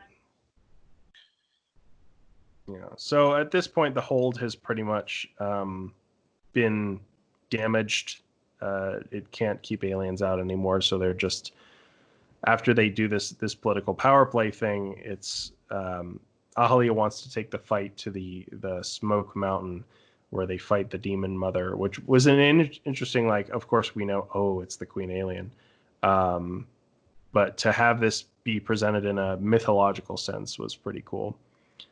But eventually, so they do send word to the other holds to send their still troops. Like three left, I think, 4 left. The aliens had taken out a good few, but there were still a couple left that they requested backup from. Yeah. So they were about to essentially make the decision to retreat to another hold, but at this point, one of the other holds was already sending warriors to meet them. Yeah, to counter.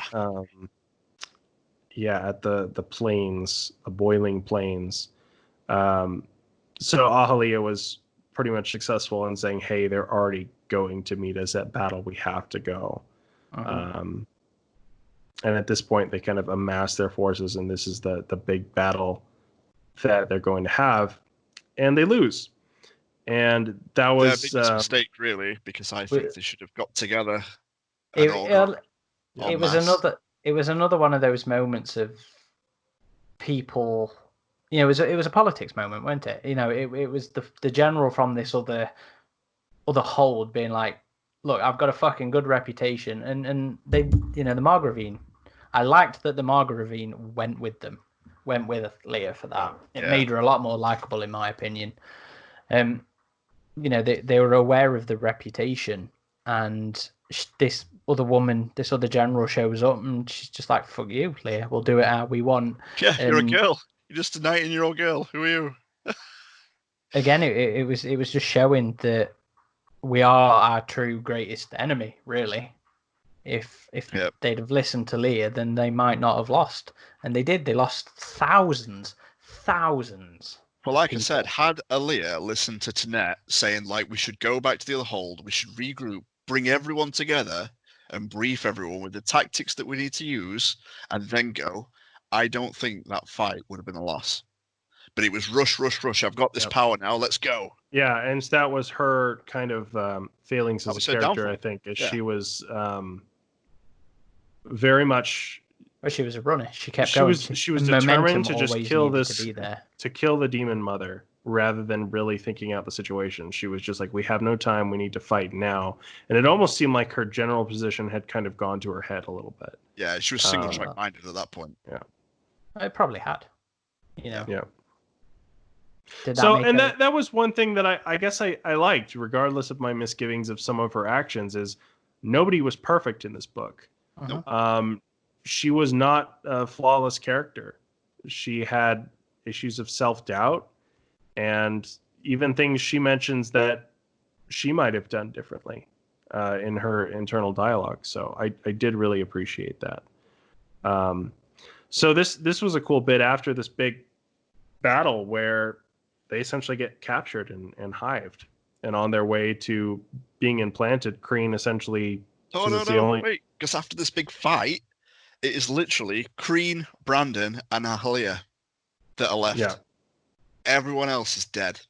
Run away. Well, or being hived there's as well. a few aliens. There's a few get captured all there is. As well. Yeah. But it's literally just them. And even Brandon says, all we needed was a few more people. That is how close we almost had it. It came. Yeah, because the aliens were very... There was like only a few aliens left at that point as well, weren't it? And they were waiting for more people to show up at this point. There was another hold that was sending troops that had not quite showed up in time. So they get hived, and Kreen, because it's the only thing he can think of, he says, just eat the leaves. And so they all eat the leaves, and they all get face hugged. And what like this bit. This was the only bit I wasn't sure on. That I was like, the leaves are a bit too much of a MacGuffin at this point. So they all get implanted, and they essentially vomit up not fully developed alien embryos. Which a video game I played recently, it's kind of funny, was Resident Evil 3 remake, and they added this new enemy, or I guess a reimagined enemy that kind of like a facehugger implants these insectoid larvae in you. And the only way you can cure yourself is you eat an herb and then you vomit out the larva. And it kind of made me think of that. Yeah. Well, maybe it has some basis in reality. I don't know. Yeah. But that was a point where it was like, of course, the leaf's going to save him. But I was wondering if it was just going to eliminate the implantation process entirely.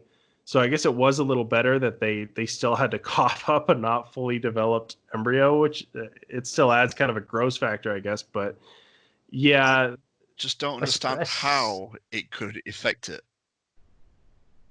Why? It's not their blood that's inside their bodies. Like, if anything, well, there's still an umbilical between the host and the alien. Yeah, but if anything, the aliens would have taken that caminus leaves property and it would have changed it somehow. I don't think it would have killed them.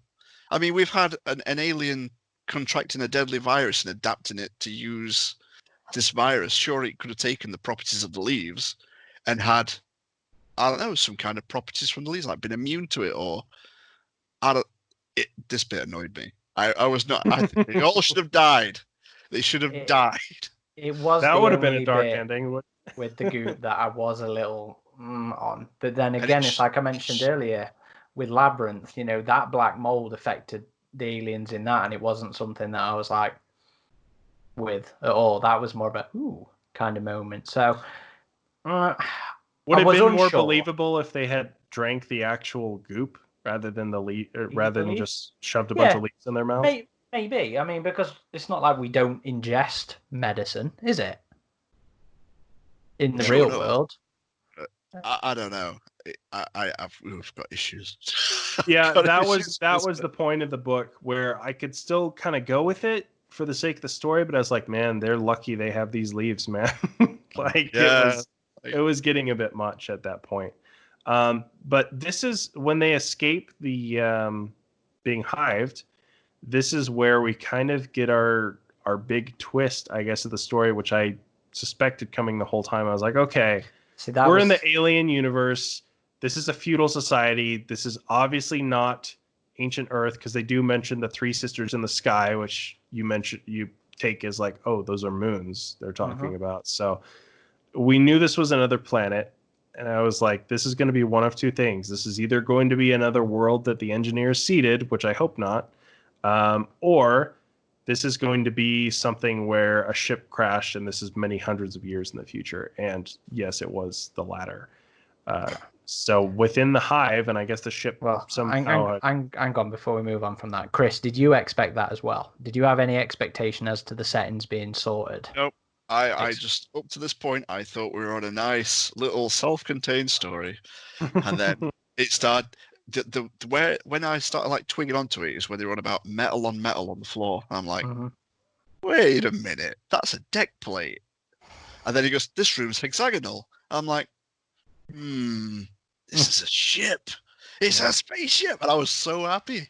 I was so happy that he managed to tie it in. Yeah, I was kind of thinking, well, I suspected it, Chris, but I was also, it had not really shown up until this point. Yeah. So I was just kind of thinking, well, is he just going to do this thing where this is just a fantasy world and this is a self-contained story it's unexplained? Which is what I was thinking. But... yeah.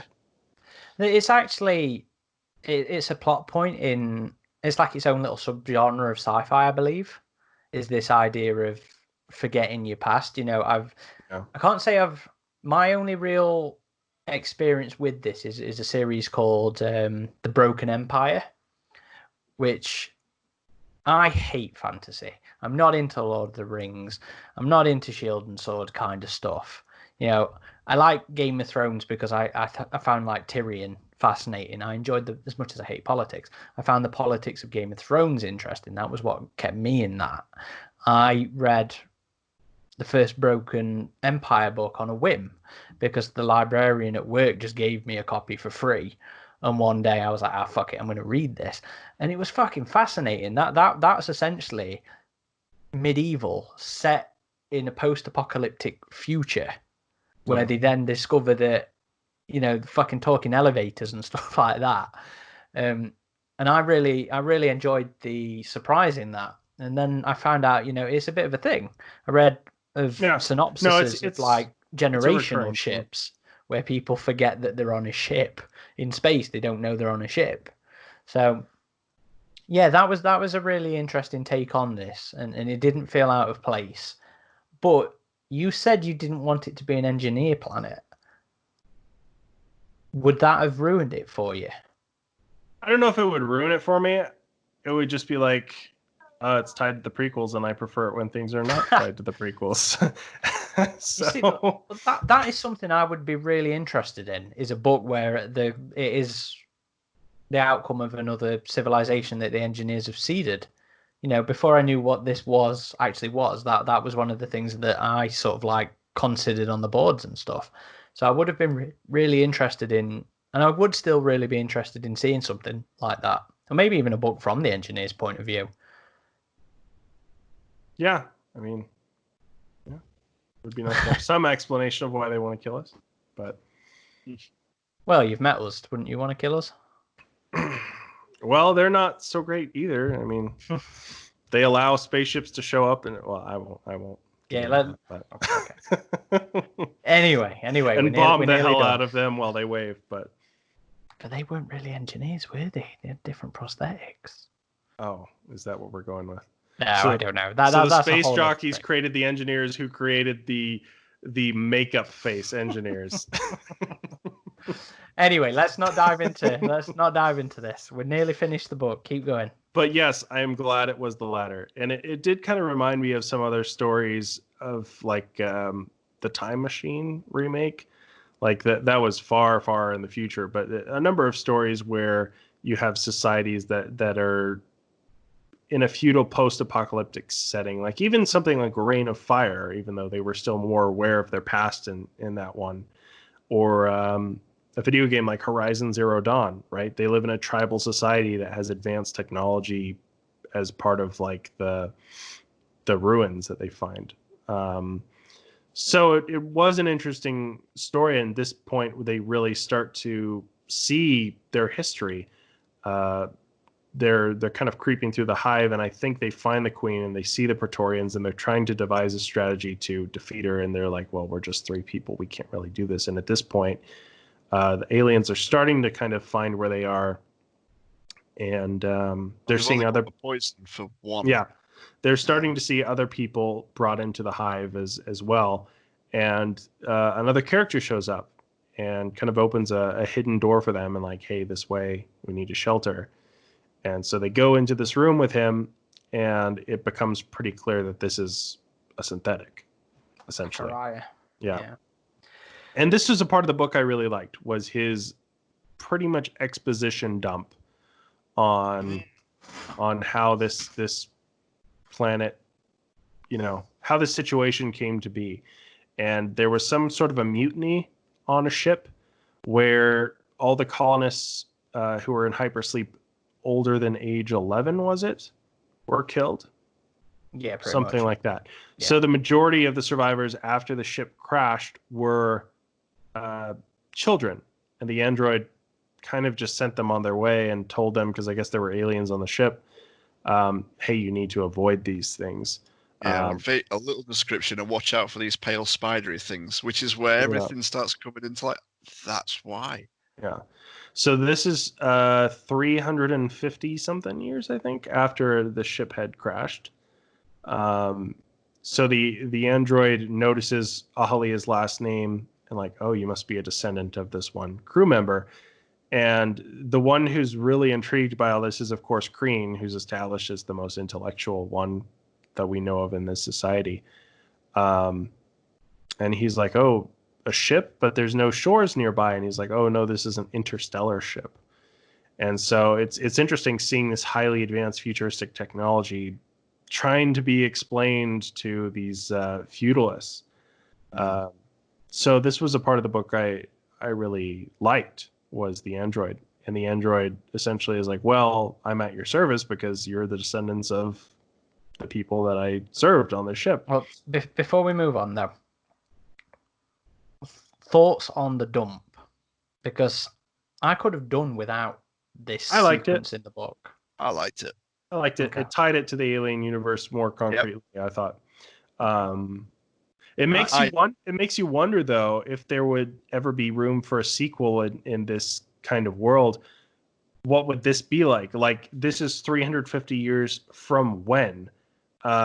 Is this probably 100 years after Alien Resurrection, or is it 350 years from that? Are there still human ships around, or have we been totally wiped out as a species? What would happen if like a spaceship came there and found this society? So, what about a prequel, though? Would you be interested in a prequel? Maybe. I'd be more interested in a sequel, because the book kind of ties it. You think Zachariah's story is enough? It sets that up with the Northerners coming at the end of the book. So. I don't think that's any longer going to be an alien book, is it? That's just going to be... Well, again, it could be if another ship shows up, or if there's aliens that had somehow established another hive. That's one thing that they talk about. They talk about a second queen, and that never shows up again. They talk about there was... Zachariah mentions it, doesn't it? Warring faction of xenomorphs. And as far as we know, there's only one queen, but it mentions a second one, and we don't know what happened to it, so it could have set up a hive somewhere else. All right. But anyway, at this point, they can kind of see the queen's chamber, and they're trying to devise a plan, and they see a geyser that's in this chamber, essentially. So I guess the ship had just crashed into the mountain, and some of the geothermal activity is coming into the ship. And it was interesting how they described this. They were saying the queen enjoyed the splash of the geyser because of the warm mist or something like that. But if the geyser were to directly hit the queen, it could essentially cook her. So, well, I thought they made a point of it wouldn't be enough to cook her. Well, they didn't know. I wasn't sure which one they were going for there.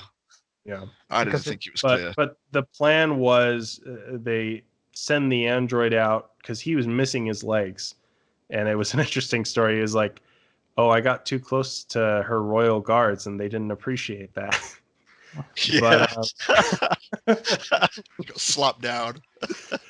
But yeah, so he crawls to the geyser, and he has this steel plate that he uses to deflect the geyser blast right onto the queen and onto one of the Praetorians, and it kills one of the Praetorians, and I think the other one kills the android, which is a shame, because I was starting to just get into his character, and it would have been interesting to have him as like he would become this oracle for their society or whatever. I don't know, like telling them stories of where they were really from.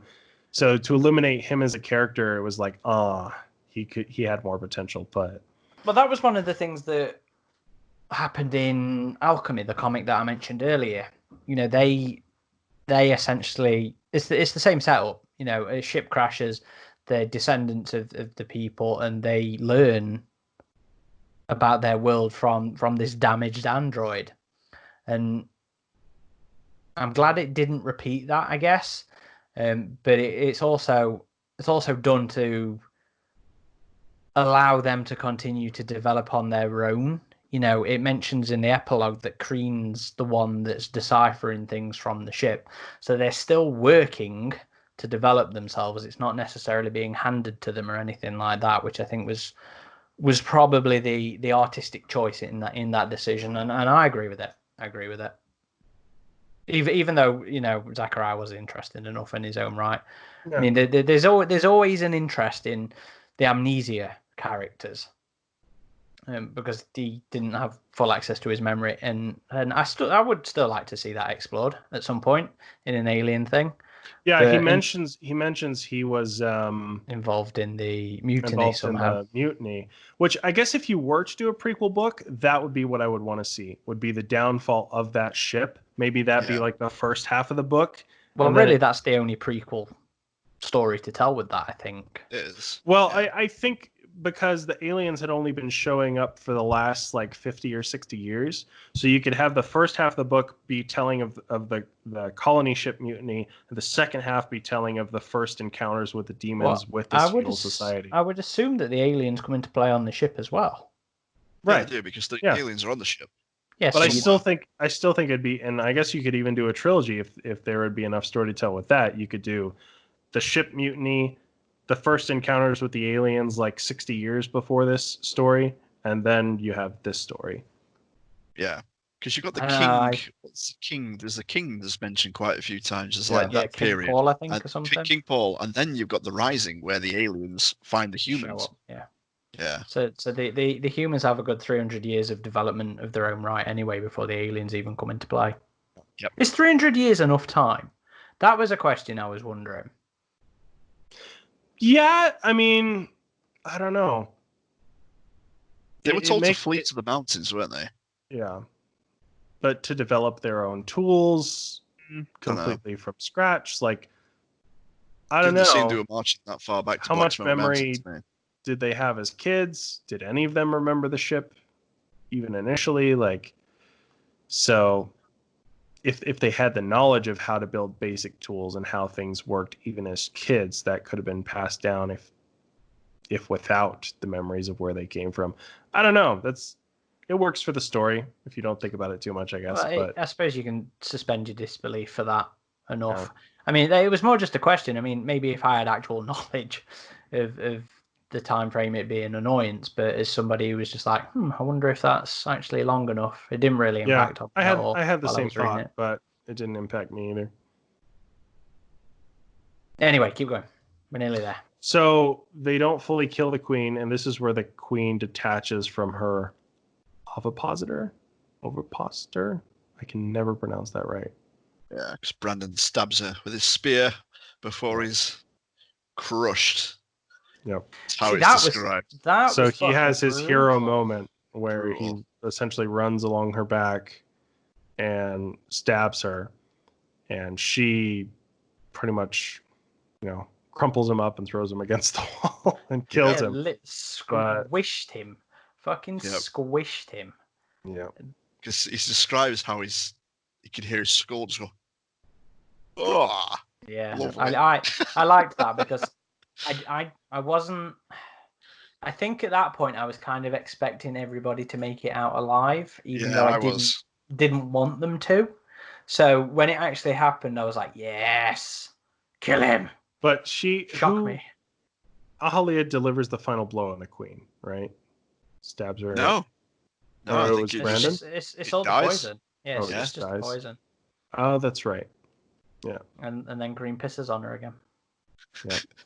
And this is when the other warriors show up, and it makes me wonder, like, what would happen if they ate the leaves after the implantation process? Could they still save them, or would it have to be before? So that would have been interesting if Green had been like, "Oh, feed them the leaves, maybe you can save some of them," which that would have probably been too far as well. But anyway, so at this point, it kind of jumps to the future, and Ahalia has a family at this point, and she's become instructor for the Phalanx troops. Well, she's still the general, isn't she? Or the general, right. And it talks about these other humans, the Northerners, which it's alluded to in like previous battles and stuff that have started appearing by the shores in these big ships. So I would have liked to learn more about them, but I guess that's for another potential book. I did actually like the bit where they said that they couldn't get off the island they were on because not only did they not know how to build ships, but if you stayed in one place too long, the aliens would get you anyway. So they could never get off the island. Uh-huh. Yeah. They were stuck. I wonder if maybe the Northerners could be, some other engineering type thing. Or maybe they were colonists that had made it from a different expedition. Yeah. Or maybe they were just, I don't know. Or maybe they were part of the Nanshan, I think the ship was. Yeah, was part of that. But yeah, that's a question for a different sequel. So overall, I mean, I really enjoyed the book. I just don't know. Like, there were a couple of moments where I wish it had gone more into the darker tone we saw in the first act of the hardships of the runners, and I wish it would have stuck with her as a runner for a while, and maybe like she becomes a senior runner, and it goes with that for a bit before she immediately becomes this general, and the whole dynamic shifts. Like, I wish that would have happened a bit later, personally. But yeah, the book did not feel. I wonder if there's less text on the page than typically is with these books, because it didn't feel like a 500-page book. It felt like it was quicker. I think that's a testament to how well Scott writes, to be honest. Yeah. Yep. The pace was just, it was perfect. It was perfect throughout. Like I say, I would compare it to Aliens. The roller coaster structure of the story. Yeah. But I completely agree. In terms of it being good, I think I like it a lot more than you do. Well, 2 points more than I do. 2 points more than you do. It's my only problem was I questioned the caminus leave stopping the chest burster. Yeah. And it wasn't even really a problem as such. It was just a quick. I'm not so sure about that, but otherwise, it was a perfect book for me. And if you've listened to this and you haven't read it, I seriously do recommend it. It was one of my top 4 favorite books. And I really, really, really want Scott to come back for a novel length, whether it's a prequel, whether it's a sequel, whether it's something completely different. I don't care. It's just like with Alex, where I want him back. You didn't get the hardcover? Oh, I have. I got reading copy. Oh, I see. And then display copy. Nice. And display copy, because they did some signed. Yep. Yeah, I got a signed one. Yours was from Forbidden Planet, and I think mine was from a different one for the US. It was like, let me see. I wonder if they still have it. Yeah, I've been getting signed copies of my favorite ones. So I've got on my if you're not watching on YouTube, you can see my shelves behind me, and I've got signed copies of Phalanx, Cold Forge, Predator Turnabout, and Predator South China Sea. And they're behind me, my favourite ones. Oh, getting the collection then. Well, I've got a signed copy of Forever Midnight somewhere. That's been relegated to a box. Oh, doesn't like that one. I need to read that again. We should do a podcast on that one since we never did. Yeah, sure. When we've got a little space. I'm trying to find the US retailer that sold the signed. Okay. Well, you look at that while Chris gives us his final thoughts. I don't really know what to say that I've not already said already. Like, I did really enjoy it. I enjoyed the fact that I was very wrong about my prejudgmental attitude going into the book. Oh. It was just a lot of fun. Like you said, it was just a roller coaster all the way throughout. It didn't feel like 14 hours, 20 minutes, because I listened to it twice. So, I mean, that's pretty good. So, the narrator was good. Yeah, there we go. That's what I was going to ask. What did you think of the audio? Yep. The audiobook itself, fantastic, well narrated. Even Crean's Valley Girl, which will make you smile. Yeah. it's a great book. Like I say, I'll probably give it a 9 or a 10 out of 10. Probably more towards a 9, but okay. The goop affecting the chest burst hurts me. An 8, 9, and a 10. Those are all positive scores. Definitely worth a read if you're a fan. That U.S. retailer is Mysterious Galaxy, so that's where I got my signed hardcover from. I don't know if they're still selling signed copies, but they are still selling the hardcovers if you would like to get a hardcover. Okay. Well, let's wrap up then, because we don't want to keep Clara waiting. We've got some RPG to go play. So thank you everybody for listening or watching, depending on how you're doing this. Please, feel free to leave us feedback, comments. You can email us at podcast@avpgalaxy.net, or you can comment on the social posts that you've seen this link on. Or if you're watching on YouTube, leave us a comment in the comment section down below. You can find the Hub of Our Activity on avpgalaxy.net. There's message boards, written articles, news, very, very active, very much alive in this world of Facebook groups. We're on all the socials under Alien vs Predator Galaxy versus as in VS dot or AVP Galaxy. And if you're not watching, if you are listening, do please check out our YouTube channel as well. We do video versions of a lot of our editorial content at the minute, and we also do let's plays of the games, the various games and stuff like that. So please head and check that one out, and hopefully you'll enjoy what we've been doing. Thank you everybody for listening. This has been Corporal Hicks, RidgeTop, and Shevvie, signing out. Signing out or signing off? Signing off.